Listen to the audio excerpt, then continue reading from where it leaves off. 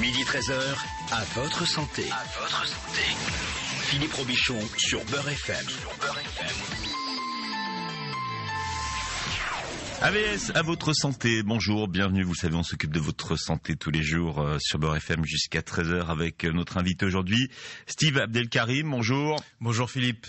Les auditeurs de Beurre FM commencent à bien vous connaître, vous êtes expert en sciences comportementales et vous êtes formateur en développement personnel. Je rappelle que vous avez inventé une méthode booster d'intelligence qui permet de lire l'intégrale de la Pléiade en une demi-heure. Exactement, lire un livre de 200 pages en 1 heure, tranquille, détente et mémoriser 80% du contenu en 30 minutes. Pas mal quand vous avez des examens. Ouais.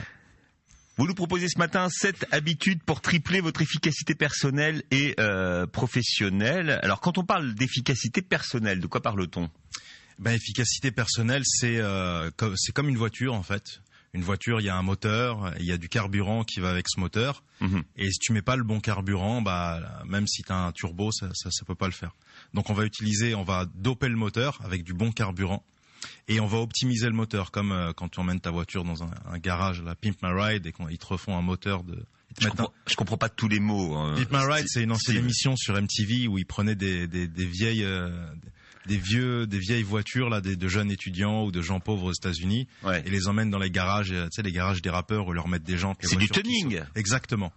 Dans mon temps, on appelle ça du tuning. Donc nous, on va faire du tuning sur le moteur des gens, dans leur cerveau, dans leur cœur, leur motivation, et ensuite on va ajouter du carburant à ça, de la nitro. Ils appuient sur le bouton comme dans Fast and Furious et c'est parti. Bien.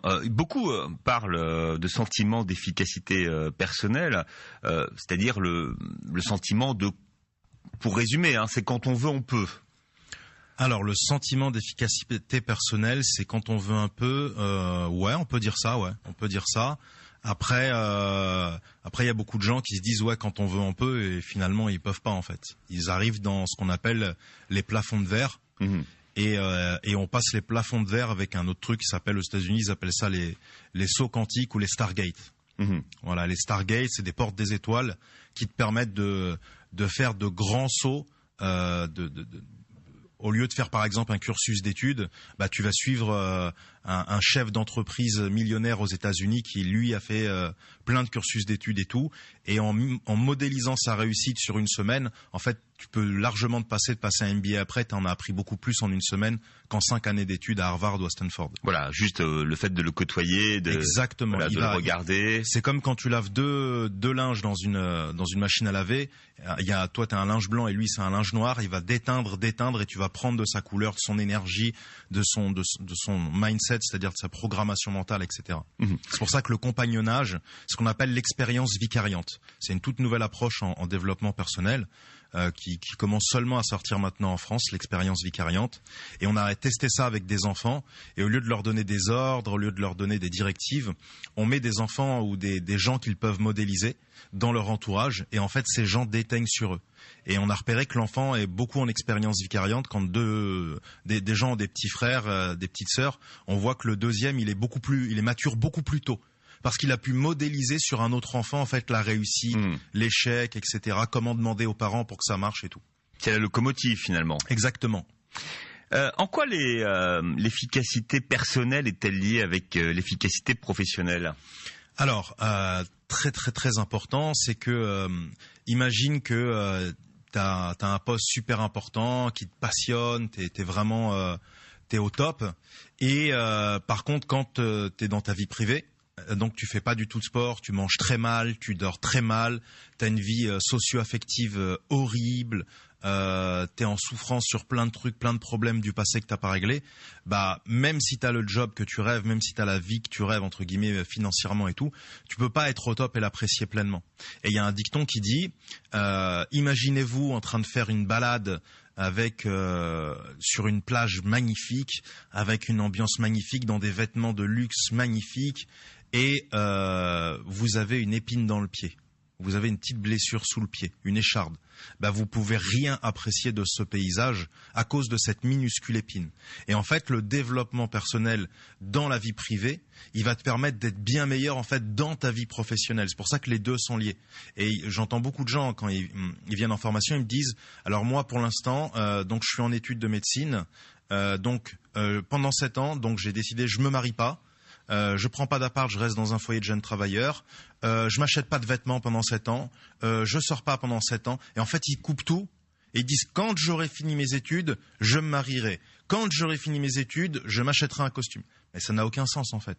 Tu vois, il y a des gens, ils réussissent très bien leurs études en étant mariés, même en ayant des enfants. Oui, mais c'est pour pas avoir de distraction, dans le fait que c'est pour garder le cap sur l'objectif finalement, et de pas avoir de distraction qui les éloigne de cet objectif. C'est-à-dire qu'à ce moment-là, ils disent ce moment de ma vie, il est consacré à mon concours et je ne vais faire que ça. C'est une croyance. C'est une croyance qu'on peut démonter très facilement. Un homme, à partir de 15 ans, voire même avant, il commence à avoir des pulsions, il a besoin d'avoir des rapports intimes. Et tout chaque homme, en fait, on sait qu'il y a des cycles. Il y a des hommes, c'est tous les 30 jours, il y en a, c'est tous les 45 jours, il y en a, c'est tous les 2 jours. Et il y a des études là-dessus, en fait, tous les combien un homme a besoin de rapports intimes. Laisse un étudiant entouré de super filles dans la fleur de l'âge, avec les films à la télé, tout ce qui se passe sur Internet et tout. Il va développer une frustration, le mec. Parce que c'est un mec, il est jeune, etc. Il a besoin d'avoir des rapports intimes. Il a besoin d'avoir une âme sœur avec qui partager ses soucis. Il a besoin de pas regarder les murs quand il rentre chez lui, tu vois. Et en fait, ce qu'il considère comme un obstacle, en fait, ça serait un tremplin pour lui. Ça serait un tremplin qui lui permettrait d'aller beaucoup plus loin, d'être apaisé, d'être entouré, d'être accompagné, de raconter, d'avoir quelqu'un pour échanger, d'avoir un miroir. Tu vois, qui lui permettent de voir. Une femme, c'est un miroir. Elle voit en toi ce que les gens au boulot et tout ça, ils voient pas. Elle la voit, tes côtés sombres. Et elle te permet de t'améliorer, de te compenser. S'il a pas ça, il est amputé, quoi. Alors, cette habitude pour tripler votre efficacité personnelle et professionnelle, c'est ce que vous nous proposez dans l'émission d'aujourd'hui, dans la séance d'aujourd'hui, Steve Abdelkarim. Exactement. Et on va commencer par 3 principes fondamentaux. Pourquoi ces principes fondamentaux et qu'est-ce qu'ils nous permettent de poser comme base? Alors en fait, c'est que souvent, moi quand, par exemple là, je prépare une nouvelle formation sur comment transformer une idée en projet. Donc je m'abreuve de plein de livres, je fais plein de formations en ligne, etc. Et je vois que souvent, dans les livres, les auteurs aiment bien créer une relation de dépendance. Je m'explique. Souvent, on donne des méthodes. Donc, on dit, pour te réveiller plus tôt, il faut faire ça. Pour manger sainement, il faut faire ça. Mais on t'explique pas le principe qui sous-tend tout ça. Tu vois, il y a des principes qui sous-tendent les méthodes. Et en fait, là, je vais donner les 3 méthodes. Ceci dit, les méthodes, c'est ce qu'on applique. C'est ce qu'on applique. Mais quand tu connais le principe, après, tu es indépendant, en fait. Tu peux l'appliquer à tous les aspects de ta vie. Tu vois, il y a des lois, par exemple, en business, la loi de Pareto, 80% des clients n'amènent que 20% du bénéfice et 20% de tes clients t'amènent 80% du chiffre d'affaires, etc. Ça s'applique partout. Quand tu connais ça et que tu ouvres un business, tu dis attends, est-ce que je suis dans la loi de Pareto? Est-ce que je travaille 20% du temps et ça m'amène 80% d'argent? Mais si tu connais que les méthodes, tu t'es pas indépendant en fait. Tu es obligé de lire les livres du gars pour qu'il t'en dise plus. Et il crée cette relation de dépendance. Donc Bien sûr, consciencieusement souvent. Alors, les 3 principes sont les suivants. Le premier, en fait, c'est les principes, justement. Les principes de vie. Donc, il y a ce que les musulmans appellent la fitra, c'est-à-dire la nature originelle, qui sont comme quand tu achètes un ordinateur, tu as des programmes informatiques qui sont installés dedans. Donc, on t'installe le programme pour que ton ordinateur démarre. T'as peut-être un antivirus, tu as Word, Excel, etc. Et si tu vas dans les dossiers et que tu effaces un dossier personnel, ça va. Mais essaye d'aller dans le disque, là où il y a tous les documents, et tu effaces 10 dossiers au hasard. Ton truc, il fonctionne plus du tout. Et en fait, c'est comme la nature humaine. Tu regarderas qu'il y a des grands principes. Par exemple, tous les humains ont peur soit de l'amygale, soit du serpent, beaucoup plus que d'un lion. Pourtant, le lion est beaucoup plus dangereux sur une échelle de 1 à 10 qu'une mygale ou qu'un serpent. Une mygale ou un serpent, tu jettes un truc dessus, c'est fini. T'es dans une pièce, un tigre, tu jettes une chaise dessus, tu vas plutôt l'exciter qu'autre chose, en fait, si tu veux. Et en fait, donc, c'est pas rationnel. Tous les humains ont une aversion pour le sang. Tu leur dis, fais une opération à cœur ouvert à ton fils qui est en train. Il dit, non, je peux pas. Ils ont des frissons dans le dos. Le sang, les organes, les boyaux, ouvrir avec un bistouri. En fait, c'est pour que l'humain se préserve entre lui, pour pas qu'il atteigne à la dignité de l'autre. Tous les humains ont besoin de rapports intimes. C'est pour la préservation de l'espèce. Tu vois, c'est comme des aimants qui attirent que Dieu a mis, en fait, pour que tout se perpétue. Et en fait, tous les principes que je vais donner, en fait, ils correspondent à cette fitra, cette nature originelle, pour l'aversion du sang, l'amour du bien. Je donne un exemple souvent à mes élèves. Il y avait un jour, j'étais dans le métro, et il y a une fille hyper sexy qui rentre, mais hyper mini-jupe et tout, voilà. Et beaucoup de gens la regardent, la toisent, etc. Comme ça, genre nous, on est des gens du bureau, toi t'es moins bien que nous. Et il y a un SDF qui passe et tout le monde personne lui a rien donné. Et en fait, elle, naturellement, elle a sorti un billet de son sac. Elle lui dit, ah, monsieur, voilà, vraiment, je suis triste pour ce qui vous arrive. Vraiment, j'espère que ça va aller. Voilà, j'ai que ça sur moi. Vraiment, Et en fait, t'as vu tous les visages se décomposer. C'est-à-dire, elle leur a mis la honte. Elle leur a mis la honte. Parce qu'en fait, tous les humains ont l'amour du bien. C'est-à-dire, même si t'as un ennemi et qui fait quelque chose de bien, t'es obligé de dire, ah ouais, là, c'était beau comme acte. Et en fait, c'est des programmes informatiques. Donc, tous les principes que je vais donner correspondent à ces principes de préservation du bien, détestation de ce qui est mal, vouloir pour l'autre ce qu'on veut pour soi-même, etc. Et vous allez le ressentir. Donc ça, c'est le principe numéro 1. Exactement. D'accord. Principe numéro 2, Steve. Alors le principe numéro 2, en fait, c'est basé sur une légende, la légende de l'oie avec les œufs en or. Alors il y a plusieurs versions, une avec Hermès, une avec un homme, mais en tout cas c'est quelqu'un qui a une oie chez lui. D'accord. Et cette oie, donc dans la légende, elle lui est offerte par Hermès qui veut le récompenser, le faux dieu grec, et elle pond des œufs en or chaque jour. Et puis il a des œufs en or, il les accumule, il achète des choses, et puis il en veut plus un jour. Et il se dit ce que je vais faire en fait, je vais l'ouvrir. Elle est assez grosse cette oie. Il dit je vais l'ouvrir et en fait je vais prendre tous les œufs qui sont dedans, où je vais découvrir le système et après je pourrai avoir plein d'or. Je vais m'affranchir d'attendre tous les matins. Et puis il l'ouvre, on imagine bien ce qui arrive, elle meurt, il y a rien du tout, c'est un organe comme un autre, c'est un miracle le truc, et il perd ça. Et en fait, ça explique que il y a beaucoup de gens à vouloir trop, en fait, ils perdent tout. Ils perdent leur vie de couple, ils se séparent, ils perdent leur santé au travail pour un patron qui les renverra quelques années plus tard, ils perdent tout. Et donc, en fait, c'est le principe de la balance. C'est-à-dire, je donne, mais je dois me donner autant que je donne aux autres ou que je donne à un patron. C'est-à-dire, si je donne beaucoup la semaine, je dois me donner du temps de repos, du temps de sport, je dois m'offrir un massage, un soin du visage, je dis n'importe quoi, un ostéo, comment ça s'appelle les trucs avec les aiguilles, là, acupuncture, enfin se fait donner du plaisir, tu vois, se faire des moments où voilà, je profite. C'est le quality time. Exactement. Donc c'est-à-dire on se donne, on se fait du bien à soi-même si on veut être productif, c'est ça que ça veut dire. Hyper important. En France, on ne célèbre jamais. C'est-à-dire, tu vois les gens, ils bossent, ils enchaînent une mission, et c'est fini, ils en enchaînent une autre.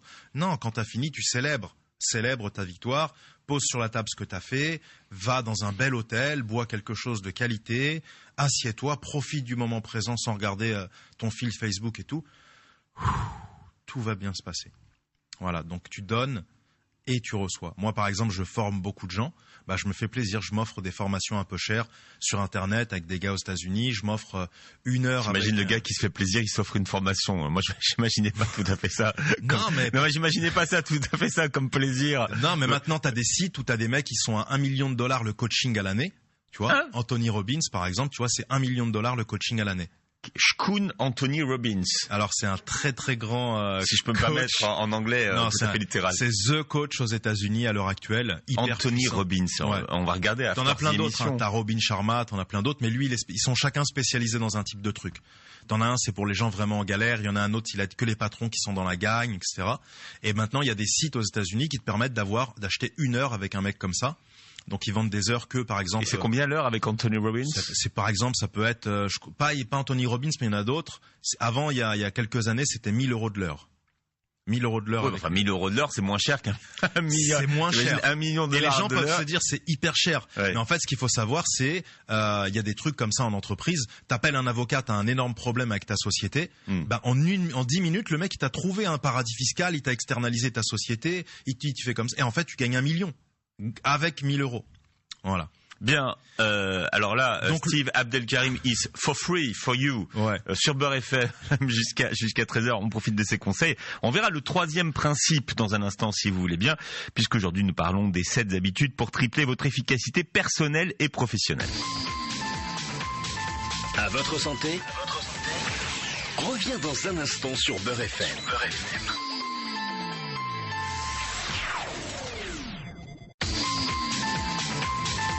À votre santé, Philippe Robichon sur Beurre FM. AVS, à votre santé avec Steve Abdelkarim qui est là avec nous aujourd'hui jusqu'à 13h. Je rappelle Steve que vous êtes expert en sciences comportementales, que vous êtes formateur en développement personnel. Quand a lieu la prochaine formation, session? À chaque fois vous me demandez, à chaque fois elle est pleine. C'est plein. C'est plein tout le temps. Mais c'est pas intéressant. Donc là on en a une par exemple. On peut acheter des heures, à $3,000 alors. Non, pas encore, je crois que c'est je sais plus, c'est là bientôt là, il y a 40 inscrits, il y a que 22 places donc les gens sont pas contents. Et donc comment on fait dans ces cas-là? On fait le jeu des chaises musicales là? Non, on fait en fonction du premier inscrit, voilà. En même temps, les gens, ils voient. Beaucoup de gens au début disaient ouais, c'est cher vos formations. Mais je leur disais c'est cher par rapport à quoi? Oui, c'est-à-dire que par rapport à Anthony Robbins, c'est pas cher. C'est comme, je leur dis, c'est comme vous allez au resto, vous dites c'est pas bon, mais t'as jamais goûté, va goûte, et après tu goûtes, et si c'est pas bon, tu dis c'est pas bon. Et en plus, moi, quand c'est pas bon, c'est satisfait remboursé, donc ils ont aucun risque. Donc il y en aura une le mois d'après, voilà. Bien. On repositionne. Au mois de décembre, donc prochaine formation. Donc vous pouvez avoir toutes les informations sur le site internet de Steve Abdelkarim. Transformation.net. Bien. On parle des 7 habitudes pour tripler votre efficacité personnelle et professionnelle. Et vous commencez, Steve, par 3 grands principes fondamentaux. D'ailleurs, on va rappeler les 2 premiers pour ceux qui n'étaient pas là en début d'émission. Alors le premier, c'est ce que les musulmans appellent la fitra ou la nature originelle. Donc tous les principes qu'on va donner respectent la nature originelle de l'être humain, l'amour du bien, vouloir pour les autres ce qu'on veut pour soi-même. Et le deuxième, c'était la balance avec la légende de loi aux œufs en or. Et puis le troisième, en fait, c'est ce qu'on appelle l'interdépendance. Alors, l'interdépendance, c'est simple, c'est en mathématiques, on dit que parfois la somme quand on accumule les parties, le tout est plus grand que la somme des parties. Et c'est ce qui se passe quand on a une bonne équipe. C'est quoi? C'est la synergie en fait. Exactement. Voilà. Quand on prend des individus un par un comme ça, c'est des individus un par un bon webmaster, un bon gars qui anime la radio, un bon intervenant, tout ça. Mais quand tu les mets ensemble et qu'il y a une bonne énergie, une alchimie secrète, et en fait il se passe quelque chose d'autre, quelque chose de différent qui n'aurait pas eu lieu si tous ces individus avaient été séparés. Et moi je bosse je suis président d'une ONG à côté et j'ai des gens super avec qui je travaille et si on cotisait chacun pour faire un petit puits de son côté, on aurait fait ça, et là tous réunis on arrive à faire de beaucoup plus grandes choses que tout seul dans son coin. Bien. Donc l'interdépendance, hyper important, la balance entre se donner et donner aux autres, et la nature originelle. Voilà, et on parle de synergie, dans ces cas-là, on parle d'une synergie positive, puisque ça fait 1 + 1 = 3. Ouais. Au moins 3, mais il y a aussi de la synergie négative. Ah ouais, il y a des synergies négatives. Il y a des gens qui sont tous individuellement super compétents et vous les mettez ensemble, ça fonctionne pas, quoi. Ouais, c'est alors il y a beaucoup de trucs, on pourra faire une émission là-dessus, j'expliquerai, il y a des trucs. C'est terrible ça d'ailleurs de voir que des gens qui individuellement sont des gens brillants sont incapables de travailler collectivement, peut-être parce que ils ont des personnalités qui se ressemblent trop, enfin en tout cas ça colle pas. Exactement, ouais, c'est on pourra faire ça dans l'émission, ce qu'on appelle le leader naturel, le leader désigné, et ensuite autour d'eux, en fait, il y a ce qu'on appelle le triangle de Karpman, le triangle dramatique avec le tyran, la victime et le sauveur. Bien, donc les 3 principes fondamentaux, Steve Abdelkarim, sont posés. Maintenant, on va voir les 7 habitudes, on va rentrer dans le corps du sujet. Exactement. Alors, notre première petite habitude, elle est super importante, c'est la proactivité. La proactivité, et ça me rappelle, j'avais une conversation il y a pas longtemps avec un imam, et on parlait de l'islamophobie. Et en fait, on se disait, mais il y a beaucoup, tu vois, lutter contre l'islamophobie quand elle a eu lieu, c'est déjà trop tard en fait, d'amener un avocat quand il y a une victime. Ce qu'il faudra en fait, c'est qu'on ait aujourd'hui une structure qui est des sociologues, parce qu'on a plein de sociologues dans la communauté musulmane, même hors communauté musulmane, tu vois, des sympathisants, des islamophiles, faire une vraie étude, comme ils ont fait en Angleterre, ils ont fait cette étude-là, c'est un groupe qui s'appelle IRA, c'est une association Islamic Education Research Academy. Ils ont pris le meilleur cabinet d'études d'audit en Angleterre, et ils ont fait une étude auprès des non-musulmans uniquement, sur plus de 1000 personnes, et l'étude existe, elle est en ligne sur Internet, pour savoir pourquoi les gens détestent l'islam, pourquoi les gens aiment l'islam, qu'est-ce qu'ils connaissent de l'islam finalement, s'ils devaient le résumer en 3 mots et tout. Et ils ont une super étude qui leur a ensuite permis de faire des conférences, de distribuer des livrets sur l'islam, etc. Parce qu'ils savaient exactement quel est le besoin. Et en France, on dit oui, les Français sont islamophobes, oui, ceci est d'islamophobie, machin. Il nous faudrait une étude sociologique, et puis il faudrait qu'on voit comment on peut remonter à la racine pour résoudre ça. Et ça me rappelle, Martin Luther King avait été interviewé en son temps. Et on lui disait, voilà, si vous êtes président, qu'est-ce que vous faites pour les pauvres? il disait, moi, je ferais rien du tout pour les pauvres. Les pauvres, c'est à cause du président qui était avant, c'est lui qui a créé des pauvres.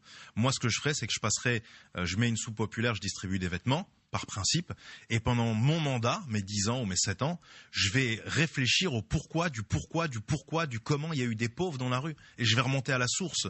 Comment ils ont quitté l'école? Quand ils ont quitté l'école, pourquoi ils ont loupé une marche? Pourquoi quand ils avaient des diplômes parce qu'ils étaient noirs, ils n'ont pas trouvé de travail? Pourquoi quand ils ont perdu leur travail, on les a pas réinsérés dans un autre travail? Il dit, une fois que j'aurai tout ça, quand je finis mon mandat, il n'y a plus de pauvres dans les rues. Parce que je suis remonté à la source. Et être proactif, en fait, c'est un petit peu ça.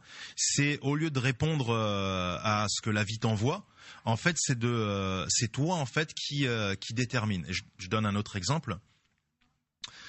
Souvent en coaching, donc les gens, on écoute beaucoup les gens parler. Et il y avait une dame, elle me disait, ouais, mais moi, j'étais en colère. Et je lui dis, donc vous êtes une victime. Elle me dit, ah ben non, je ne suis pas une victime. Je lui dis, vous savez que la colère, c'est un sentiment qui n'appartient qu'à la victime. Vous mettez en colère, donc vous devenez une victime. Donc avant de vous mettre en colère, vous vous dites, non, je ne veux pas être une victime. Donc je ne me mets pas en colère. Ce que cette personne a dit sur ma mère, sur mon père ou ma compétence, c'est virtuel en fait. Ça ne représente pas la réalité. C'est sa réalité à elle. Je la comprends, je la respecte, mais je ne la partage pas. Donc la proactivité dont vous nous parlez, c'est quoi? C'est de la prévention? Exactement. C'est de la prévention. C'est je ne suis pas, mon emploi du temps et mon planning n'est pas déterminé par le bon vouloir de tout un chacun. J'ai déterminé un planning à l'avance avec des choses à l'avance, etc. Je mets un cadre et puis après voilà, tout se passe bien. On va le voir après en fait comment on organise son planning. Bien, donc premier élément, donc la proactivité. Le deuxième, Steve. Alors le deuxième, c'est toujours commencer avec la fin en tête. Avoir toujours la fin, ce qu'on veut obtenir, ce qu'on veut atteindre en tête. On l'a déjà dit la dernière fois, c'est notre aimant. Et il y a une super expérience, alors là je sais que tu vas te moquer de moi, mais bon c'est pas grave. Je suis incapable, alors là je veux que ce soit clair, incapable de me moquer de vous. Alors, en général c'est vous qui vous moquez de moi, donc on va remettre les choses à leur place. Alors l'expérience est la suivante, si vous allez pas bien dans la vie, si vous sentez que vous êtes dans une impasse, dans un plafond de verre, ce que vous faites c'est très simple. Vous avez rien à faire un samedi, un dimanche, vous allez dans un cimetière. Vous allez dans le cimetière, vous vous promenez dedans, vous mettez dans un endroit bien lugubre avec des bonnes tombes et tout. Vous vous asseyez, d'accord? Vous fermez les yeux et vous faites l'expérience suivante. Vous imaginez que vous êtes mort et qu'on vous dit que vous n'avez pas fait suffisamment de bien, de bonnes actions, que vous n'avez rien fait pour l'humanité finalement, à part bosser, tout ça, et que donc vous allez aller en enfer. Mais quand même, comme vous êtes un gars ou une dame bien, allez, on vous laisse une dernière chance. C'est ta dernière chance, après c'est fini. Et ensuite, vous rouvrez les yeux et vous vous imaginez que Dieu vous a remis ici et qui vous dit maintenant, c'est ta dernière chance. Fais un vrai truc de ta vie. Fais un vrai truc. Je te laisse 10 ans pour me montrer que là, tu vas vraiment aider l'humanité, que tu vas te développer, que tu vas faire plein de trucs super pour toi, pour les autres, pour la nation. Pour toi déjà, commence par toi. Voilà. Et vous refaites votre vie comme ça avec un mec, comme si vous étiez ressuscité et qu'on vous avait laissé une dernière chance. Bah, tu vas voir, si tu fais bien l'exercice, quand tu rentres chez toi, tu rentres un petit peu différent que quand tu es arrivé. Je les imagine, ce week-end, tout le monde au cimetière. Ils vont voir des gens arriver au cimetière. Les gens au cimetière. Beurre FM, moi c'est Beurre FM, ils nous ont dit on fait une expérience. On expérimente. Donc en fait, ça c'est toujours finir avec la fin en tête. Et en fait, c'est partir du point d'un nouveau point de départ, avoir une rupture de pattern, ce qu'on appelle une rupture de pattern. Dans le cerveau, en fait, tu as des connexions dans tes synapses. Et une rupture de pattern, en fait, c'est quand tu pètes une connexion, que tu dis un nouveau truc aux gens et qu'ils disent « Ah ouais, truc de dingue !» Et là, ils ont une rupture de pattern, en fait, tu vois. Comme la dernière fois, quand je leur ai dit « Vous savez, vous n'arrivez pas à vous lever, c'est pas grave, vous roulez, vous tombez du lit. » Les gens, après, ils ont écouté la radio, ils ont dit « Mais voilà, j'ai roulé, j'ai dit à ma femme qu'elle m'a dit « Qu'est-ce que tu fais ?» Bah, j'ai dit « Bah, je roule. » Il a dit « Je roule. » Il m'a dit « Mais t'es malade et tout. » Il dit « Non, c'est un truc des États-Unis et tout, c'est le réveil miracle. » Bien, en toujours avoir la fin en tête, donc, puisque vous nous expliquiez la dernière fois, c'était finalement de toujours visualiser l'objectif et de savoir comment ça serait bien finalement quand on aura atteint l'objectif. Exactement.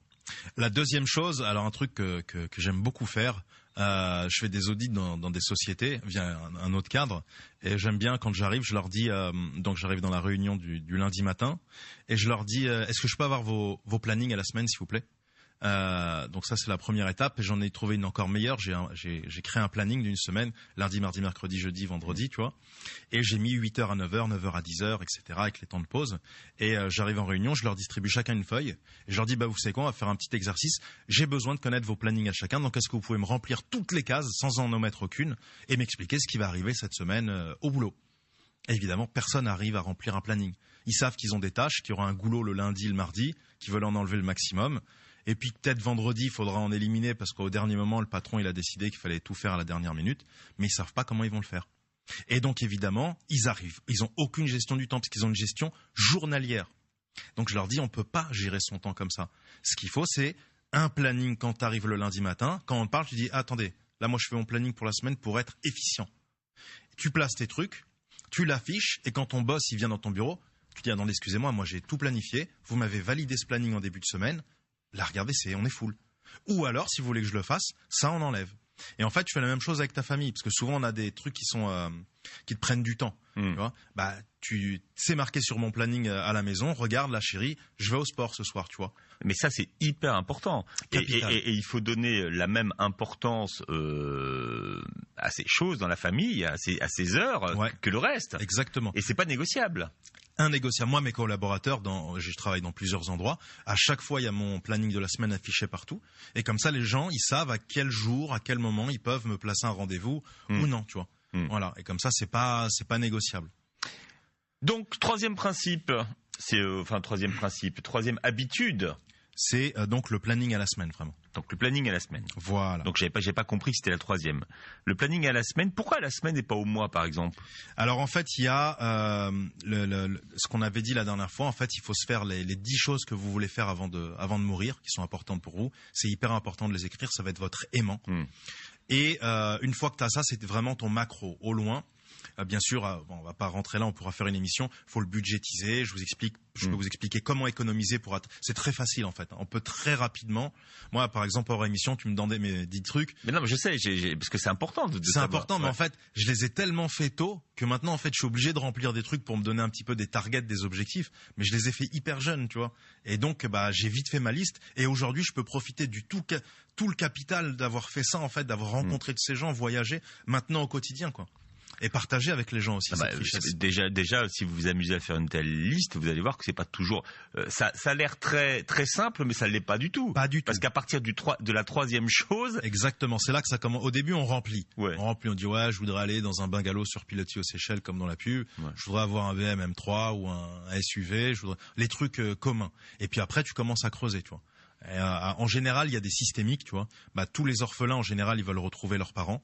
Ça apparaît toujours dans leur liste. Il y a toujours en fait des systémiques en fonction de ce que tu as vécu avant. Voilà, c'est hyper important. Et on pourra faire encore une émission. Ça fait beaucoup d'émissions à faire là sur plein de sujets. Oui, mais bon, il faut planifier notre année. Ouais. Là, on planifie pas à la semaine, Steve. On planifie à l'année. Exactement. On planifie à la saison en radio. Exactement. Bien, on vient de voir les 3 premières habitudes qu'il faut mettre en place pour tripler son efficacité personnelle et professionnelle. Donc, puisqu'il y en a 7, on en verra 4 dans un instant, puisque le but, c'est après l'émission, c'est de pouvoir les appliquer. Et à partir de combien de temps c'est efficace après? Quand on applique ça, faut essayer de les appliquer déjà un par un. Voilà, moi je conseille aux gens, vous prenez le plus facile et vous l'appliquez. Et en management, on dit il faut faire des petites victoires faciles pour motiver à faire les choses. Oui, au début, parce que si on commence à mettre des choses trop compliquées dès le départ. Ouais, après les gens ils se découragent, tu vois. Et moi je conseille de faire le plus facile dans cette liste. Vous réécoutez, il y a les podcasts, vous pouvez les télécharger et vous faites le plus simple, celui qui vous plaît le plus. Et après, vous foncez. À votre santé, jusqu'à 13h sur Beurre FM. À votre santé, reviens dans un instant sur Beurre FM.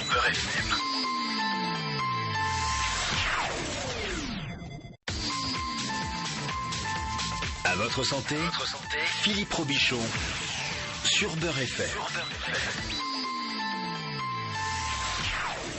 Steve Abdelkarim est l'invité d'À votre santé aujourd'hui. Je rappelle, Steve, que vous êtes expert en sciences comportementales, formateur en développement personnel, que vous faites des formations qui sont très prisées, en coaching notamment, en développement. Et les prochaines formations, il faut s'inscrire sur votre site. Voilà, il faut faire la queue. Faire la queue. Une formation de communication, 40 techniques pour mieux communiquer. Alors emmenez pas votre femme, ou si vous êtes des maris, des femmes, emmenez pas vos maris, parce que comme ça vous aurez une petite longueur d'avance après comment gérer un conflit en 5 minutes, comment avoir plein de choses. Et puis lire un livre de 200 pages en 1 heure, voilà, ça c'est pour tous ceux qui font des facs de médecine ou des facs de droit. Vous allez passer votre première année tranquille. Faut pas donner toutes les ficelles. 7 habitudes pour tripler votre efficacité personnelle et professionnelle. On rappelle les 3 premières, Steve. Alors, il y a en dessous des 3 principes. Ensuite, on avait donc la première, c'était être proactif avec l'histoire de Martin Luther King, l'islamophobie et tout ça. La deuxième, c'était toujours commencer par la fin avec l'expérience du cimetière. Et la troisième, c'était le planning exactement, à la semaine. Planifier vos tâches à la semaine. Alors la 4e habitude, c'est penser toujours gagnant-gagnant. Et comme tu as l'habitude de m'appeler le grand manipulateur et que je dis toujours que je suis un grand influenceur. J'ai arrêté cette semaine. En fait, j'ai vu que ça vous titillait. Donc non, pas du tout. Même les gens en formation, ils rigolent avec ça. Ils me le disent. Après, ils m'appellent le grand manipulateur pour me faire comprendre qu'ils ont écouté la radio. En fait, la différence entre l'influence et la manipulation, elle est très fine, mais elle est hyper importante. Tout le monde influence tout le monde et tout le monde manipule tout le monde au quotidien. Quand vous dites à vos gosses fais ça et je te donne ça et que vous lui donnez pas à la fin, c'est de la manipulation pure et simple. L'influence, c'est gagnant-gagnant. La manipulation, c'est je gagne, tu perds. Tu vois la différence. Oui, et d'ailleurs, une bonne négociation, c'est une négociation où il n'y a pas ni vainqueur ni perdant. Non, il faut que les deux ils se sentent vraiment apaisés. Ouais. Ah ouais, ça c'est une belle. Alors management, c'est la vraie difficulté, c'est de ne faire perdre la face à personne. Que tout le monde soit heureux, exactement. Que même quand un employé il doit partir ou quoi, que quand il part, il se dit là ils m'ont vraiment respecté, quoi. Ils m'ont vraiment respecté, tu vois. Alors comment on applique ça d'ailleurs à sa vie de tous les jours et justement à son efficacité personnelle? Appliquer toutes ces règles? Non, le gagnant-gagnant. Alors le gagnant-gagnant, c'est la 4e habitude. J'ai une histoire simple à vous raconter que j'ai vécue. J'ai un ami qui est un rappeur très célèbre, très connu. Je vais pas citer son nom. Et un jour on se promenait dans Paris. Et on est parti, je devais acheter un livre à la fin. C'est terrible parce que maintenant, si je vous ai écouté, il suffit de dire je vous donnerai pas son nom et tout le monde veut son nom. Et en ce moment, tout le monde est en train de penser à la même chose. Qui c'est le rappeur? Et là, plus personne vous écoute. Ça peut être c'est Booba, c'est La Fouine, ça se trouve. Non, parce que tout le monde est en train de se dire c'est qui le rappeur. Donc là, vous saurez pas. Voilà, bon, allez, c'est Booba, je peux vous dire. Bon, allez. Donc bref, on va à la Fnac des Champs-Élysées. Moi, j'allais acheter mon bouquin et lui, il voulait regarder donc un truc des concurrents un peu. Et en fait, il s'aperçoit que dans le studio, donc il enregistre dans un studio d'enregistrement. En fait, les mecs, qu'est-ce qu'ils ont fait? Ils lui ont piqué son concept de sa mixtape, le même nom, tout, et ils ont pris une autre tête d'affiche. Lui avait fait un truc, il était lui, plus plein de petits jeunes, etc. Ils ont pris une autre star avec plein de petits jeunes, ils ont tout volé le concept, etc. Pochette similaire, tout. Et je vois ça, il prend l'album dans le truc dans sa main. Et je dis ouais mais c'est chaud. Là il faut faire quelque chose. Il me dit ouais je vais faire quelque chose. Et en fait tu sais à la Fnac tout est mal rangé un peu tu vois. Et en fait il y avait un truc tu sais la Fnac ils mettent des prix meilleur album, meilleur mixtape, super et tout. Et en fait donc il le prend, il le met bien et il reprend tous les albums qui avaient été mal rangés de ce truc là, il les range bien en ordre comme ça. Il les met en facing, il prend un autre truc, il les enlève un album, il les remet en facing et il dit voilà comme ça les gens le verront bien et l'achèteront. Et je dis mais t'es un ouf, ils t'ont volé ton concept, ils t'ont poignardé dans le dos. Il dit ouais mais c'est ma manière à moi en fait d'agir envers le monde. J'ai pas de pouvoir envers ça, c'est trop tard, c'est fini. Je respecte, c'est bien joué, c'est un beau coup. Je l'ai pas vu venir. Je respecte mon adversaire. Je ne partage pas, j'y crois pas, j'aurais pas fait ça. Et pour me montrer que je ne suis pas comme ce que je déteste, je vais les mettre en avant, je vais les mettre en valeur. Tu vois, je me suis dit moi, pratiquant prière et tout, jeune, la mec, machin. Je suis pas sûr d'avoir fait ça. Je suis pas sûr que moi j'aurais fait ça alors que le mec c'est un rappeur, etc. Et en fait, tu vois, voilà, il y a de la fitra, la nature originelle de bonté, elle est chez tout le monde, tu vois. Même chez la fille habillée en mini-jupe qu'on a dit tout à l'heure et qui a donné un petit billet, un clochard et qui a fermé la tête à tout le monde dans le métro. Donc toujours penser gagnant-gagnant. Voilà, c'est pas grave. Même si c'est ton pire ennemi qui gagne ce que tu voulais gagner, respecte, sois content pour lui qu'il ait gagné. Apprécie sa victoire, félicite-le, c'est cool. Donc voilà, pas facile celui-là. Non, pas facile. Faut le faire en dernier celui-là. Faut le faire en dernier sur la liste, c'est pas le premier. Moi je sais pas, moi j'ai une autre philosophie. Je pense que de toute façon les idées qu'on a et qu'on se fait piquer, les autres les font forcément pas aussi bien. Ouais. Après, ou pas de la même façon finalement. Bon, les idées elles sont dans l'air du temps. Maintenant, vous savez l'énergie que vous pouvez mettre dans une idée, comment vous pouvez la développer. Bon, si on vous la pique, c'est que vous n'avez pas été assez rapide ou assez réactif. Exactement, donc vous pouvez vous en prendre qu'à vous-même. Voilà, fallait être plus rapide. Faut pas d'erreur que du feedback. La prochaine fois, j'apprendrai de mon apprentissage et voilà, je serai plus rapide. Cinquième habitude. Alors le 5e habitude, il est basé sur un outil en développement personnel qui s'appelle la maïotique socratique. C'est bien, ça rime. Et en fait, ça dit qu'il vaut mieux chercher à comprendre les autres avant d'être compris. Parce que souvent, quand on fait un débat, on n'attend qu'une chose, on a le chargeur armé avec les arguments. On attend qu'il y ait un moment de vide et on balance ses idées, on balance tous les arguments. Non, on n'écoute pas. Ouais. On cherche juste à contre-argumenter, à avoir raison et à pas rentrer chez soi la boule au ventre. J'aurais dû dire ça, j'aurais dû faire ça. Là, il m'a dit ça, etc. Et donc, il faut toujours chercher à comprendre avant d'être compris. Et pour ça, quand on enchaîne une séquence de communication avec quelqu'un, quand on est en conflit avec son épouse ou avec quelqu'un, un patron au boulot ou avec un collègue, la première chose, je n'amène pas de contenu, j'écoute l'autre. Je cherche à le comprendre, je lui pose des questions, je lui demande de reformuler. Quand tu dis que je ne t'ai pas respecté, c'est-à-dire à quel moment précisément, qu'est-ce que j'ai fait de précis où tu ne t'es pas senti respecté? Très bien. Qu'est-ce que tu aurais souhaité que je fasse à la place de ça? Très bien. Eh bien, écoute, je te présente mes excuses. Je vais essayer de faire mon maximum, avant d'amener du contenu. T'écoutes au maximum. 80% d'écoute, 20% de contenu. Et la plupart des gens, ils font 80% de contenu, ils déballent toutes leurs théories, leurs stratagèmes, leurs tactiques, leurs principes, leurs valeurs, et ils écoutent à 20%. Et il faut faire l'inverse. Oui, mais c'est compliqué de se placer du point de vue de l'autre, mais c'est aussi important d'abord de se placer du point de vue de l'autre. Ouais, c'est hyper important. Ce qu'on fait jamais d'ailleurs. Non. Parce qu'on sait toujours d'une autre. Socrate, en fait, la maïotique socratique, c'est l'art de faire accoucher les esprits. Pour faire accoucher un esprit, en fait, on dit, il vaut mieux faire réaliser à quelqu'un qu'il a tort plutôt que de lui montrer qu'on a raison. Parce que si tu lui montres que tu as raison, il rentre chez lui, il cherche un contre-argument et il cherche à avoir raison cette fois-ci. Mais il réalise qu'il a tort, à ce moment-là, tu n'as plus besoin d'amener du contenu, puisque c'est lui qui a tort et c'est lui qui doit se remettre en question.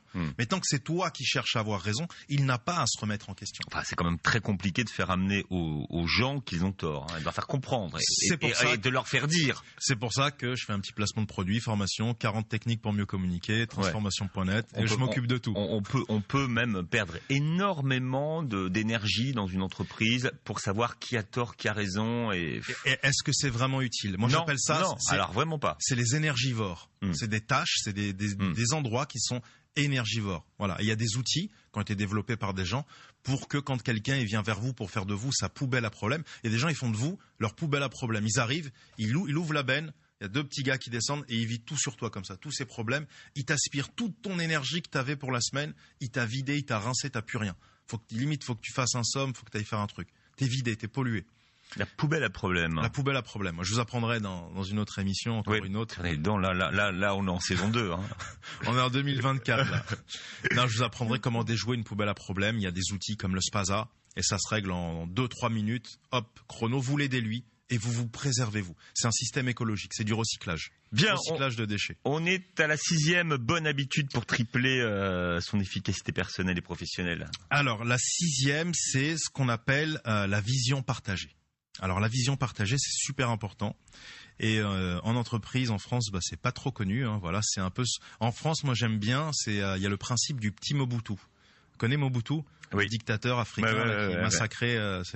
On va pas te raconter tout ce qu'il faisait tellement c'était horrible.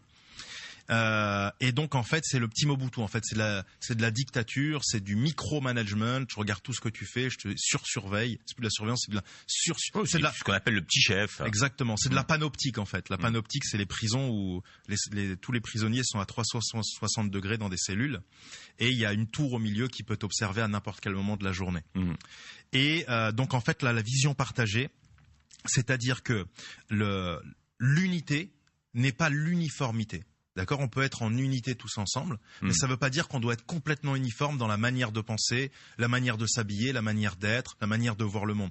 Je respecte ce que tu penses, je le partage pas, mais en tout cas, c'est vrai que ça va enrichir cette réunion, ce moment, etc. Voilà. Donc, l'unité n'est pas l'uniformité, elle est la complémentarité.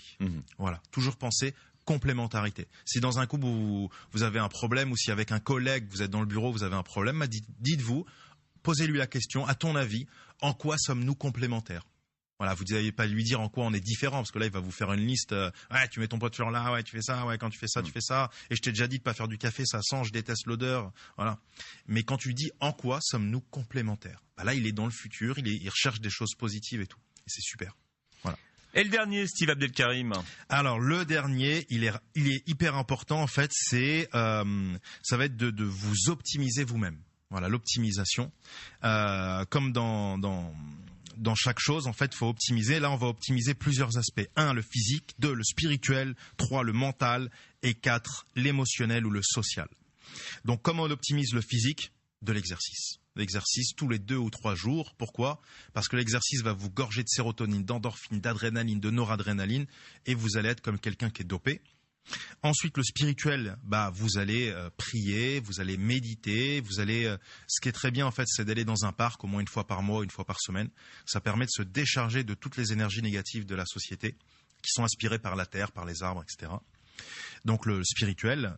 Ensuite, le mental. Pour le mental, en fait, c'est simple, il faut lire beaucoup. Pourquoi? Parce que quand on lit pas, en fait, on appauvrit sa pensée et donc on appauvrit son langage. Il y a une étude qui vient d'être faite en France qui montre qu'un jeune de quartier a en moyenne 500 mots de vocabulaire.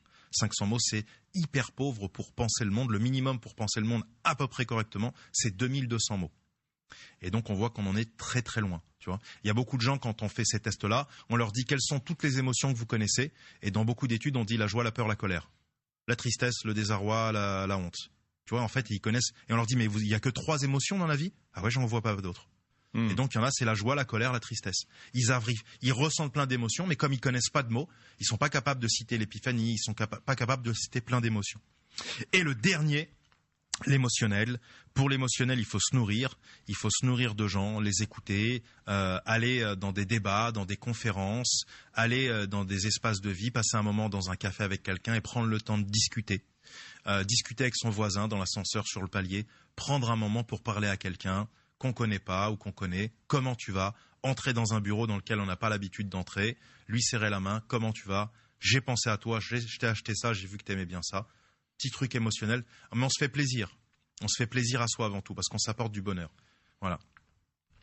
On en est loin, hein. Là. Faire des bonnes actions, tu sais qu'il y a un TEDx, vous pouvez regarder sur TEDx les petits podcasts, et on montre en fait que les gens qui font des bonnes actions, en fait, on a donné un billet de $100 à des gens, et on a mesuré leur taux de bonheur suivant, donc, ils vont chez Gucci, ils vont chez Prada, etc., et on mesure leur taux de bonheur grâce aux sécrétions on leur met des capteurs, et ensuite, il y a une autre partie des gens, on leur dit, vous pouvez soit le donner, soit le garder.